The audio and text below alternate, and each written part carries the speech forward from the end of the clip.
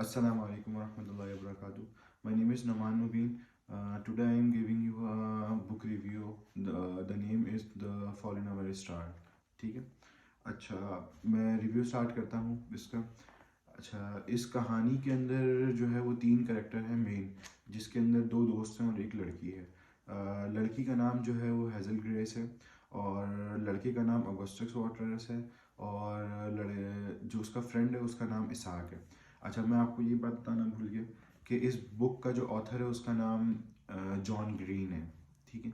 अच्छा, इनकी कहानी एक छोटी सी है जिसके अंदर जो मेन चीज़ है इसके अंदर वो ये है कि तीनों मेडिकली अनफिट होते हैं, मेडिकली अनफिट होते हैं। लाइक दिस के लड़की को जो बीमारी होती है वो थायराइड कैंसर होता है और वो उसके लंग्स में एक स्प्रेड हो रहा होता है, जिसकी वजह से वो ऑक्सीजन सिलेंडर अपने साथ लेके चलती है।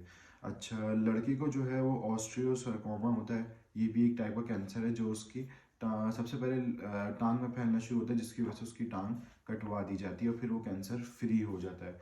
इस तरह उसके दोस्त को जो है वो आई ट्यूमर होता है और उसकी एक आंख ऑलरेडी ख़राब होती है और एक आंख से ही उसको दिखता है। अब मैं यहाँ से आपको रिव्यू देना शुरू करता हूँ थोड़ा सा डिटेल के अंदर।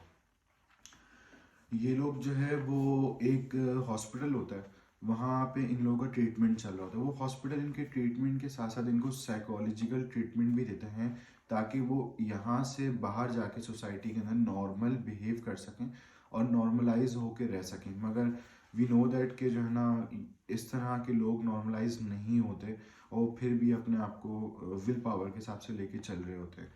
अच्छा, इनकी स्टोरी यूँ शुरू होती है कि ये तीनों एक ही क्लास में होते हैं। वो दोस्त तो पहले से एक दूसरे के बेस्ट फ्रेंड होते हैं, मगर उसमें से जो हीरो है अगस्टस वाटर्स, ये उस लड़की को देखता है हेज़ल ग्रेस को और इसको जो है वो थोड़ा सा अट्रैक्शन पैदा होती है उसको देख के और लड़की को भी सेम थिंग लाइक दैट। अच्छा, मगर जो है ना वो आफ्टर 2 वीक ये दोबारा अपने सेशन के अंदर जाते हैं और इनके अंदर इंटरेक्शन हो जाती है दोनों के अंदर और ये लोग रिलेशनशिप में आ जाते हैं। अब रिलेशनशिप के बाद इन लोगों की लाइफ चल रही होती है। अच्छा, लड़की के साथ ये होता है कि लड़की इन सेशंस के बाद भी जो है वो दुनिया में जीने की वजह नहीं ढूंढ पा रही होती, कि मतलब उसके पास जीने के लिए कोई वजह नहीं है और वो एक ही बार ये सोचती रहती है कि मेरे बाद मेरे माँ बाप कैसे जिएंगे, वो क्या करेंगे, मुझे याद किस तरह करेंगे, इस तरह की चीज़ें। तो ये लड़का उसकी ज़िंदगी में आके एक मेन किरदार अदा करता है और उसको जीना सिखाता है। और लड़का भी ऑलरेडी जो है वो कैंसर के पेशेंट रह चुका होता है, मगर अब वो कैंसर फ्री होता है। खैर, in the mid of the अच्छा in the mid of the novel ये दोनों एक दूसरे को, हीरो और हीरोइन जिनका नाम हेज़ल ग्रेस था और अगस्टस वाटर्स है, ये दोनों एक दूसरे को अपने फेवरेट नॉवेल शेयर करते हैं। अच्छा, लड़का जो नॉवेल देता है वो अपनी गर्लफ्रेंड को, उसका नाम होता है द प्राइस ऑफ डॉन, और लड़की जो देती है उसका उसका नाम होता है, उस बुक का नाम इम्पीरियल इफ्लेक्शन।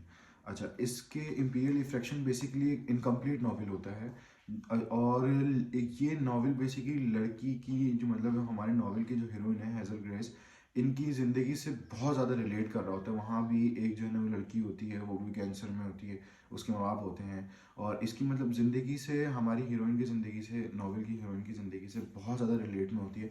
और वो ये जानना चाहती है कि बेसिकली इस नॉवेल का एंड क्या है, ताकि उसको अपने कुछ सवाल का जवाब मिल जाए। जैसे कि एक सवाल ये है कि भाई मेरे मरने के बाद मेरे माँ बाप का, मेरे वालिदैन का क्या होगा, या मेरे पेरेंट्स का क्या होगा।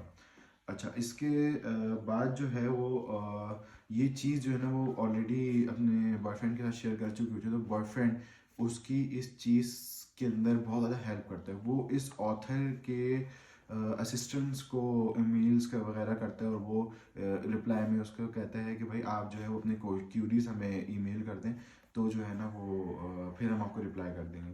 तो ये फ़ौरन खुशी से अपनी गर्लफ्रेंड के पास आता है और उसको बताता है कि भाई मैंने इस तरह ईमेल करी, मुझे रिप्लाई आ गया, तुम अपने क्वेश्चंस लिख के ईमेल कर दो। वो उसके अंदर 10 to 15 क्वेश्चंस जो है ना वो लिख के ईमेल कर देती है, मगर जो उस नॉवेल का ऑथर था पीटर वेन हॉर्सन, ये जो है उस सवालों के जवाब नहीं देता, मगर ये उसको एक जवाब ज़रूर देता है। कहते हैं आप जब भी एम्स्टर्डम आए आप मुझसे ज़रूर मिलिएगा एक कप ऑफ टी पे। तो ये लोग बहुत खुश हो जाते हैं और ये लोग फ़ौरन जो है ना वो पेरेंट्स से इजाज़त लेने की कोशिश करते हैं कि भाई हमें एम्स्टर जाना है, हमें एम्स्टर्डम जाना है। मगर पेरेंट्स इनको नहीं जाने देते, वो कहते हैं कि हम आपके डॉक्टर से कंसर्न करेंगे, उसके बाद जो है ना हम आपको परमिशन देंगे। व्हेन ये लोग जाते हैं डॉक्टर्स के पास और डॉक्टर इनको मना कर देता है, मगर डॉक्टर साहब जब इनकी उदासी देखते हैं यानी कि इनकी सैडनेस देखते हैं दोनों की, तो उस वक्त जो है ना वो कहते हैं कि एक कंडीशन पर आपको भेज सकते हैं कि आप अपने पेरेंट्स को एक पेरेंट को साथ ले जाएं। तो लड़की की जो मदर होती हैं वो साथ चलने के लिए तैयार हो जाती हैं, और सडनली जब इन लोगों को जाना होता है तो लड़की की तबीयत ख़राब हो जाती है और वो एडमिट हो जाती है हॉस्पिटल के अंदर। अच्छा, लड़के को नहीं पता होता इस बारे में, और लड़की ऑलमोस्ट काफ़ी टाइम के ऑलमोस्ट अ वीक लड़की एडमिट रहती है, मगर लड़के को पता लग जाता है और वो वहीं बैठा होता है। मगर इस दौरान ये होता है कि लड़की जो है वो लड़के से मिलना नहीं चाहती, मगर फिर भी वो उसका बाहर वेट कर रहा होता है। बेसिकली उसकी वजह ये थी कि क्योंकि लंग्स में कैंसर होता है और वो सांस लेने में प्रॉब्लम होती है, तो ना वो ज़्यादा खुशी, ना वो ज़्यादा मतलब हैप्पी रह सकती है और ना ज़्यादा प्रॉब्लम में रह सकती है, उसके लिए दोनों चीज़ें ख़तरनाक है।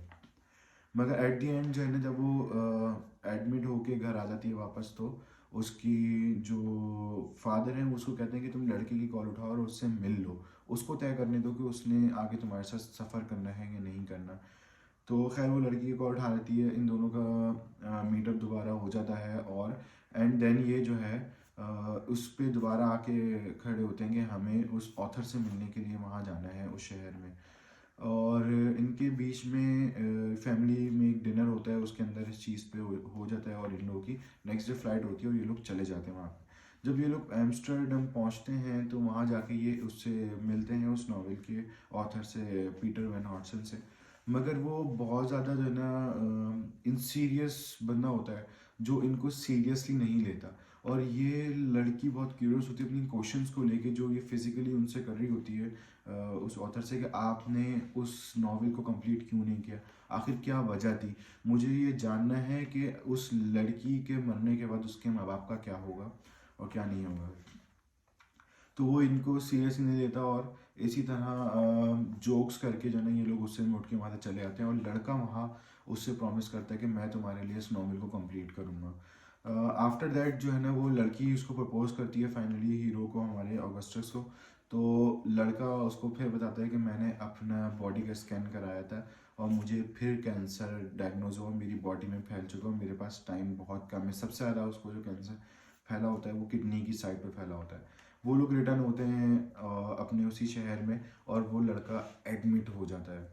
अच्छा, वो एडमिट होके आ जाता है और उसके पास टाइम नहीं होता। लड़की इस दौरान की सोचती है कि मैं अपने बॉयफ्रेंड के लिए कुछ भी नहीं कर पा रही, जबकि उसने मुझे जीना सिखाया, हंसना सिखाया और ये सब चीज़ें XYZ, ये सब चीज़ें उसने सिखाई।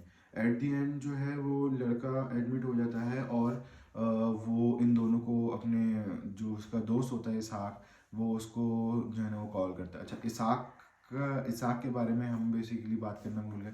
इसहाक जो है वो इन उसकी एक आँख, उसको भी ट्यूमर, आई ट्यूमर होता है, तो उसको आई कैंसर की वजह से एक आँख तो ऑलरेडी उसकी ख़राब होती है, मगर वो एक आँख के सहारे ज़िंदगी गुजारा होता है। मगर इन the mid of the novel उस बेचारे की दूसरी आँख का ऑपरेशन होता है, वो उससे भी वो ब्लाइंड हो जाता है, वो दोनों आँखों से ब्लाइंड हो जाता है।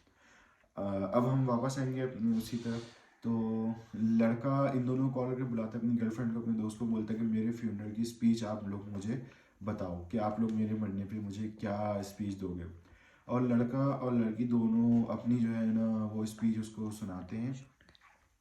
और सुनाने के उसमें स्पीच में ये होता है कि लड़का ये कहता है कि हम जब यहाँ आए तो ना हमारे माँ बाप थे ना बहन भाई थे, तो हम हमारी उनसे दोस्ती हुई, यानी कि हीरो से 19 साल की उम्र में, और उसके बेस्ट फ्रेंड बन गए। और हम अंधे हो, कभी कभार हम सोचते कि हम सही अंधे हो गए, क्योंकि जो है वो हम अपनी आँखों से ये दुनिया नहीं देखना चाहते, उन आँखों से जिस दुनिया में हमारा ये दोस्त ना हो।